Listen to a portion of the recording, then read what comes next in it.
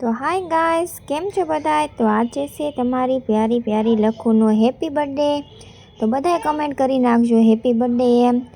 Comment કરતાં શરમાશો નહીં, શરમાવાનું, કારણ કે તમે મને કમેન્ટ કરશો તો હું તમને કમેન્ટ કરીશ હો.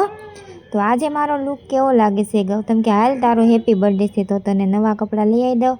તો જો મેં નવા કપડાં પહેરી લીધા છે ને તૈયાર થઈ ગયા છે એવી. અને ગૌતમ કે હારે તને બહાર હોતે લઈ જાઓ, નવા કપડાં પહેર્યા છે ને એટલે ક્યાંક તને લઈ જાઓ. ને રિયાંશભાઈ જો એનું તો ખબર જ છે તમને બધાને, તોફાન શરૂ. અને પછી ગાડી ચડાવી દીધી પુલ ઉપર. હું તો ગૌતમને પૂછું કે તમે ક્યાં લઈ જાઓ છો પુલે ગાડી ચડાવી? ગૌતમ કે તું બેઠી રહે ને, મારે તને સરપ્રાઈઝ દેવાનું છે. મેં કીધું સારું હાલો, જે કરો એ સરપ્રાઈઝ તો સરપ્રાઈઝ હાલો. તો આપણે જાવી સેવી.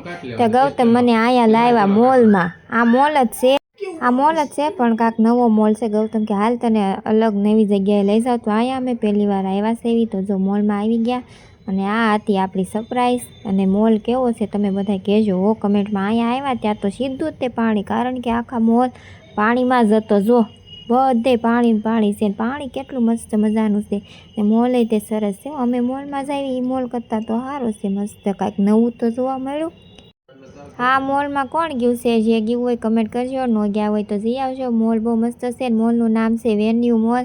અને અહીંયા તો જો બોટિંગ હોત કરાવે છે હો.